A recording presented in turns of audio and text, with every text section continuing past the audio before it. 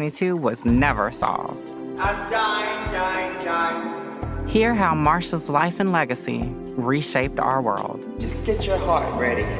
Listen to Afterlives on the iHeartRadio app, Apple Podcasts, or wherever you get your podcasts. From iHeart Podcast. Before social media, before cable news, there was Alan Berg. He was the first and the original shock jock.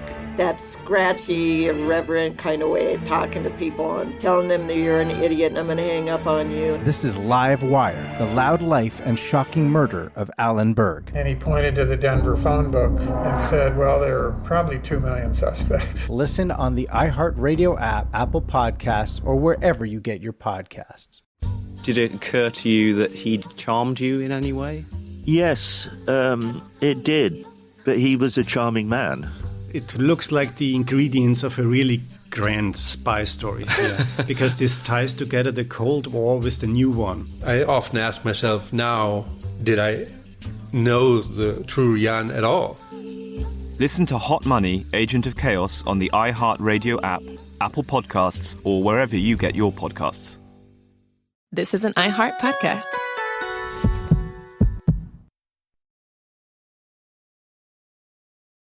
This episode contains graphic descriptions that may not be suitable for all listeners.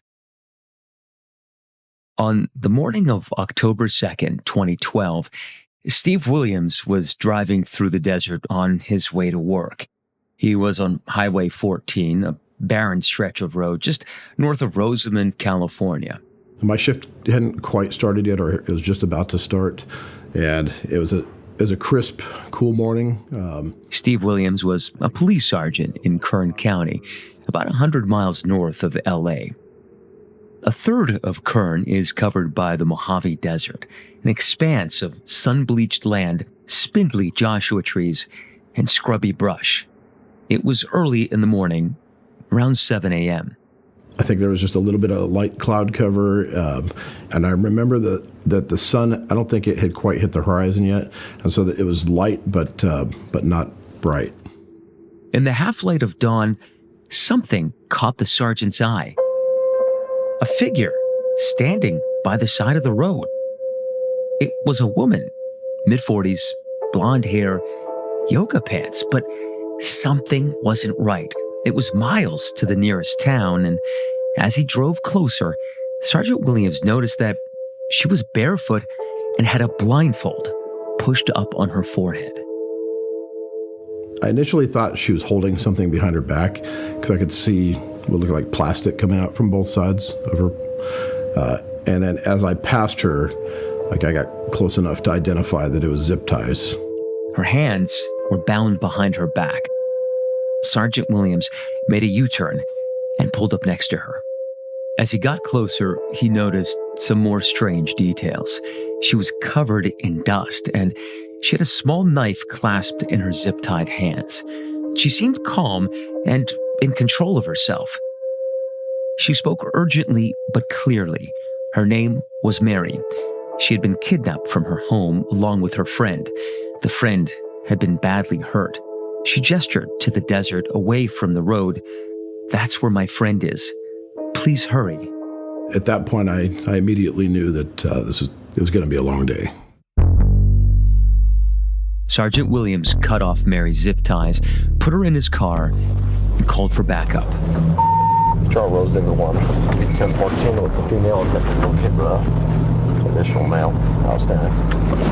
You know, I had started my audio recorder, so I just left the recorder going while she was sitting in the front seat with me, and really I just kind of let Mary talk. Okay, is this the way that they took you in? I don't know. I was in the back of the van. I couldn't see. All I knew is I felt us turning on a gravelly road, and then I don't know if they got in from another way. Charles Rose Denver 1 will be westbound.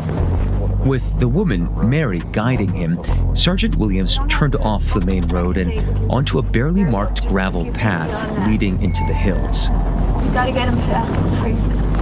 Mary seemed restless. She worried about her friend, who she called Michael. He was injured, she said, bleeding. She directed the sergeant through a series of turns and gates until she told him they'd arrived. Okay, he's right behind this fence.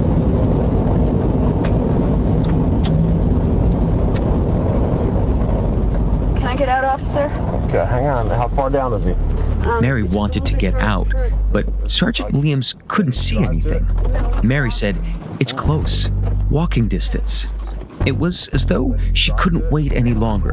She got out of the car and shouted to her friend. The sergeant could hear a man moaning in response. It's okay. Hey, hang on. Wait right there. The sergeant asked Mary to stay near the car. Hey, guys. He didn't know exactly what Mary had brought him to or what he might see. He followed the moaning over a small hill. Beyond it was a gully where the land dipped down. And in the gully was Michael. I mean, it was a scene like you would see out of a movie. It was still barely light outside, but he could see a man lying on his side with his hands bound. The man, Michael, was wearing a t-shirt, and his pants were pulled down around his knees. He'd been beaten badly, with marks all over his body and a bloom of blood on the front of his underwear. Sergeant Williams' professional instincts kicked in. He didn't want to disturb any evidence until he documented what he saw.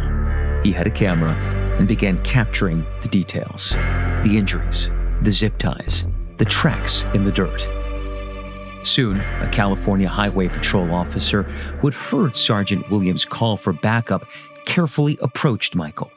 He crouched down, gave him some water, and talked to him softly. The CHP officer told me, he said, "Steve, you need to come here and take a look at this." And, I walked over, and Michael was sitting up. His legs were straight out in front of him, and he's just kind of hunched over. And in between Michael's legs, I could see a black piece of plastic, like sticking up. And I looked a little bit closer, and I realized it was the end of a zip tie. The CHP officer leaned over to Sergeant Williams. They zip tied and cut his penis off. Cut his penis off? Yeah. Okay.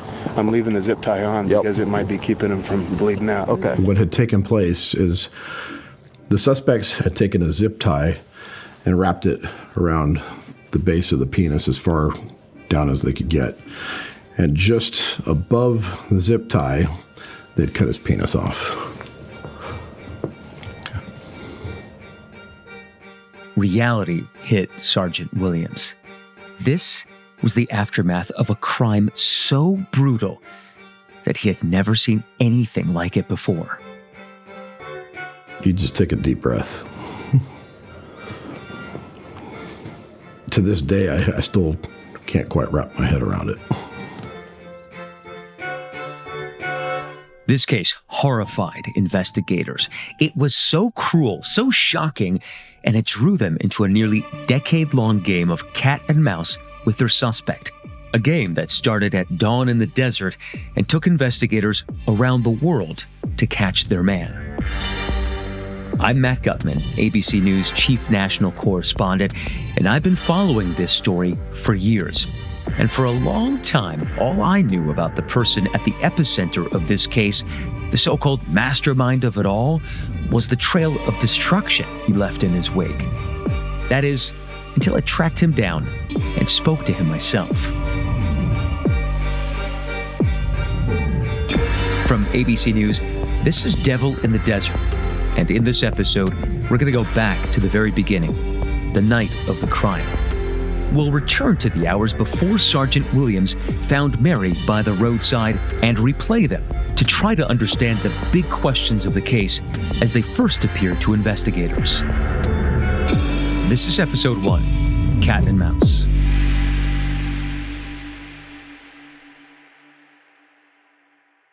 By the time I met Mary Barnes in 2019, I had a picture in my head of what she looked like.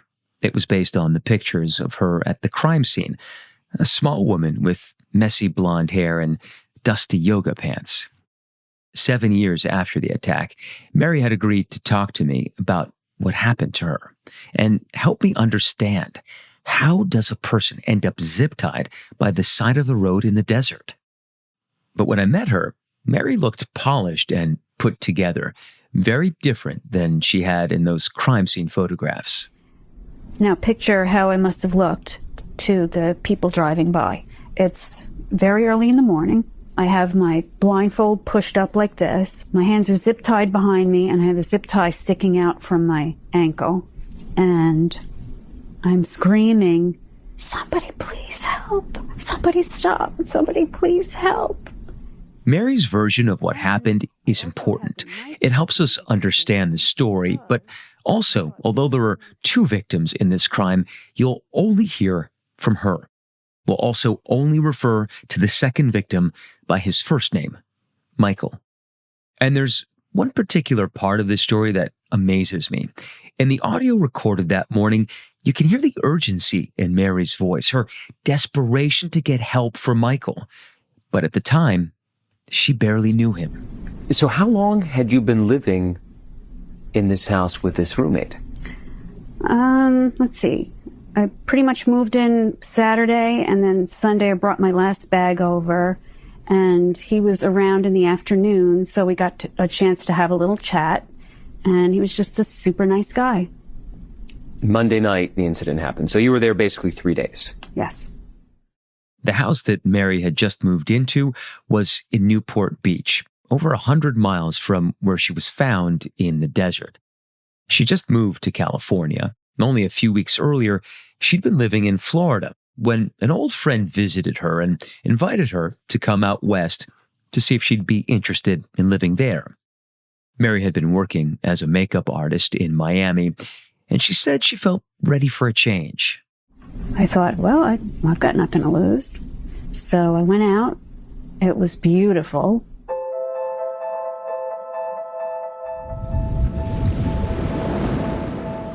The Newport Beach area is just gorgeous. Beautiful sparkling ocean, sailboats, beautiful people, and I thought, I'm going to give it a shot. Newport Beach is south of Los Angeles, right on the coast. It's got that Southern California laid-back feeling that hides just how wealthy its inhabitants really are. It's an unassuming paradise of surfers and celebrities. After Mary arrived, she started seeing someone, a man named Bill. She'd been having trouble finding a place to stay when Bill said, "Why don't you come and live with me?" The house he offered was a couple of blocks from the beach, nestled in a neat row of dense streets. It was a cheerful yellow 2-story villa, complete with palm trees swaying in the breeze across the street, pure California. I thought, why not?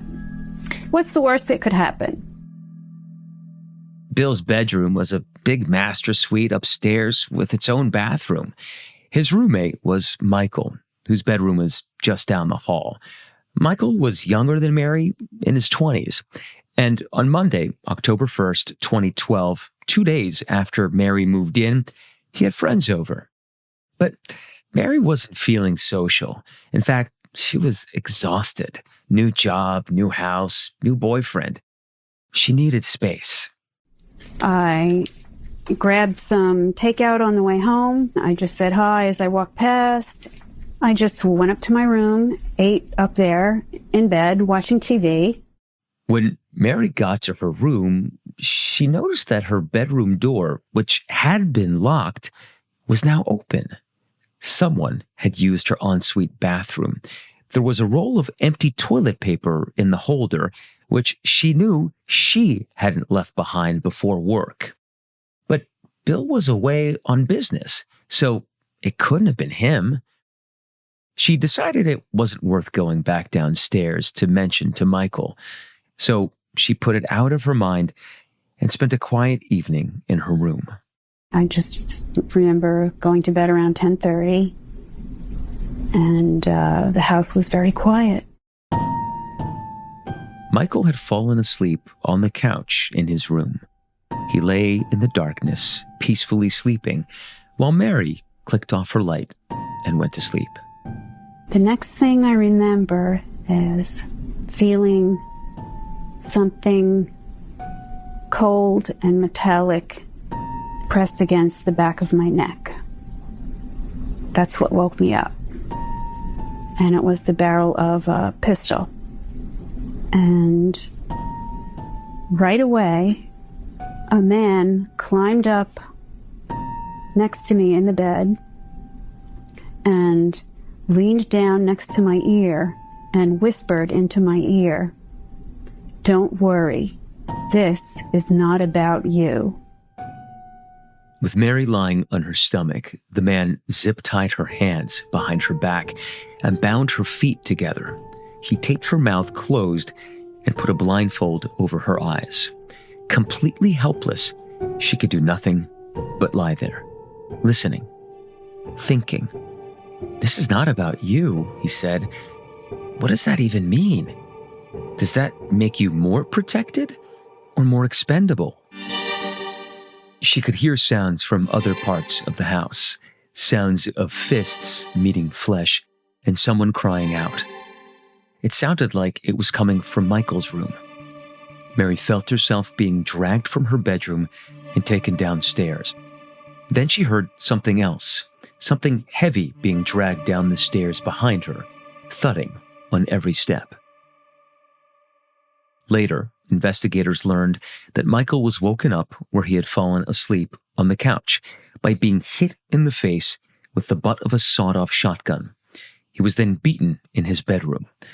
The thudding noise was his head hitting every step of the stairs as they dragged him down to the first floor. Mary felt Michael being placed next to her. They were both on the floor near the door to the garage.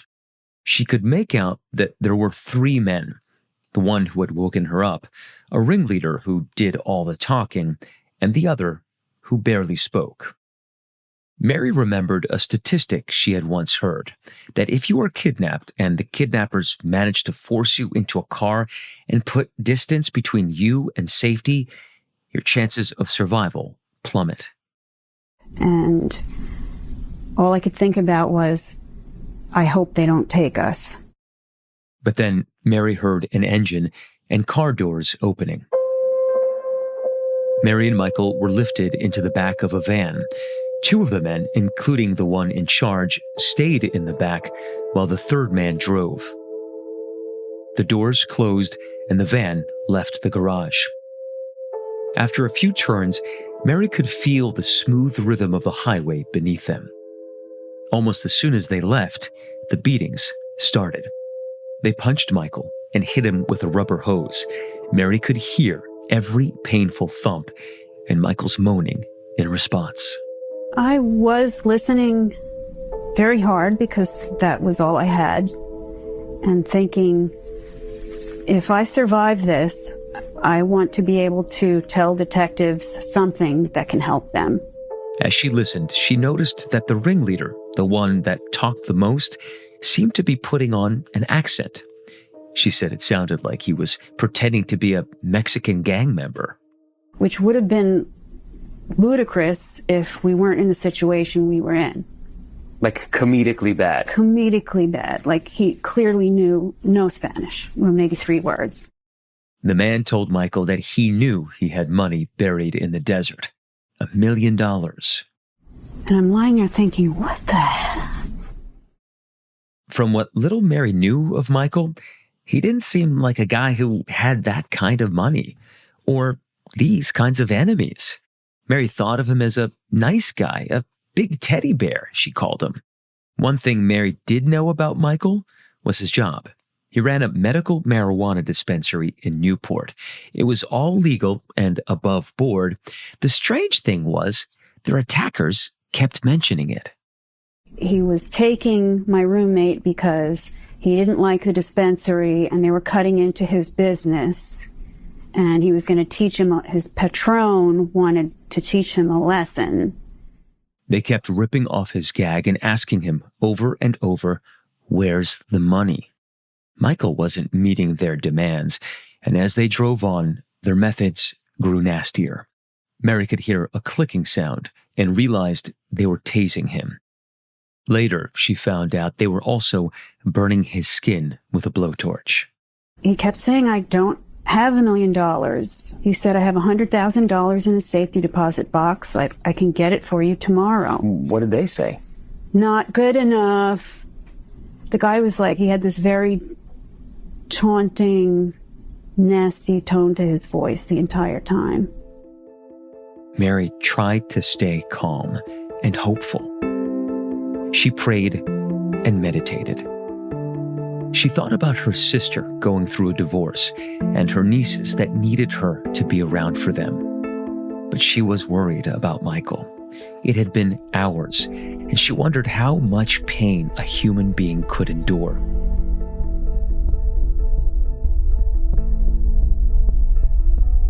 Finally, she felt the van turn off the highway, bump along a gravel road, and then stop. And I was just filled with terror. All I can describe it as is a gut feeling of these could be my last moments on Earth. But I had no idea what was about to happen was even more horrible than anything I could have imagined. The doors to the van opened. With her blindfold still over her eyes, she had no idea if it was still nighttime or morning. All she could tell was that they were somewhere outside, where everything was very still and very cold. They pulled us out and they laid us down about 2 feet apart, side by side. And I thought, well, this is where they're going to shoot us. The ringleader of the 3 men said, "Shoot them in the head." And then, nothing. It was as though they were playing a game of chicken, pushing Michael as far as he could possibly go. But Michael had nothing left to offer them. One of the men knelt down next to him. And then he was kind of singing in this little sing-song voice, like, and back and forth, and back and forth. The guy was a total sadist. He's a psychopath. He was cutting off my roommate's penis. And I was lying right there next to him, and I could do nothing about it. Mary couldn't know if, after they finished with Michael, they would turn on her.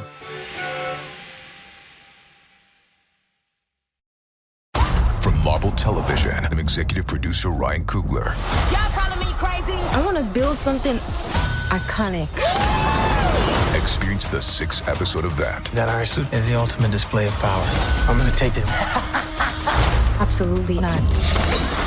Now streaming on Disney+. Remy, this is serious. This power does not come without risk. Might be a hero in there after all.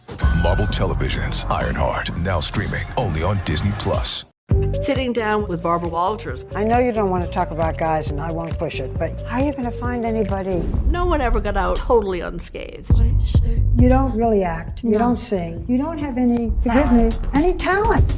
She was fearless, and sometimes she got under people's skin. Oh my God. She asked the question nobody else had asked. She could talk to anyone about anything. Right now, ladies and gentlemen, Barbara Walters. Barbara Walters, Tell Me Everything, only on Hulu.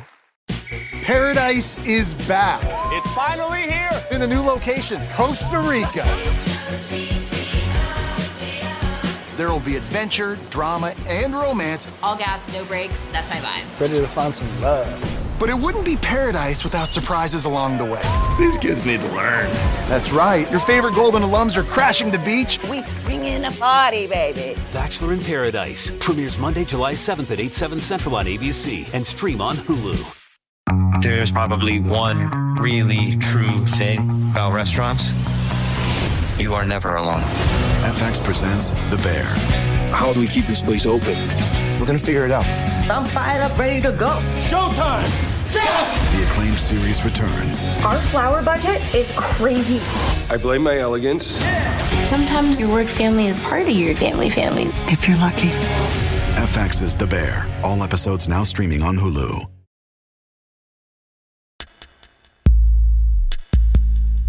The Mojave Desert is a place of extremes. It's the hottest place on Earth, but in winter, the temperatures plummet.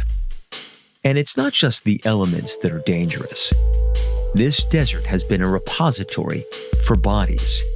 The remains often turn up with gunshot wounds and hands tied behind their backs. Mojave is a place where murder can go unnoticed. It was here that Mary now lay, on the dusty ground, in the cool morning air, and she had no idea what was going to happen next. After the kidnappers mutilated Michael, she heard a sound like splashing. An acrid chemical smell hit her nose. Her first thought, lighter fluid. She thought they were going to be set on fire. But then she realized it was bleach. They were pouring it all over Michael, into his fresh wounds. Then the man doing all the talking, the one who seemed to be in charge, turned to Mary. She was lying on her side, with her hands still zip-tied behind her back. He pushed an object into them. It was a knife. And he said, "You feel this?" And I nodded. He said, "I'm going to take this and throw it, and if you can find it, you can cut yourself free and live. Today's your lucky day."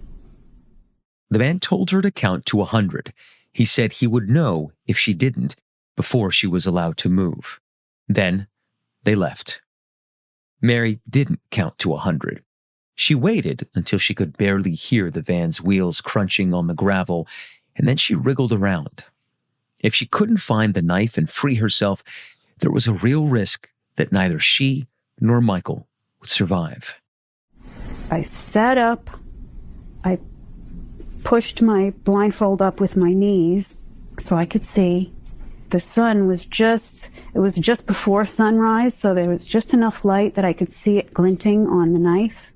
Mary dragged herself to where the attackers had thrown the knife. She found it and used it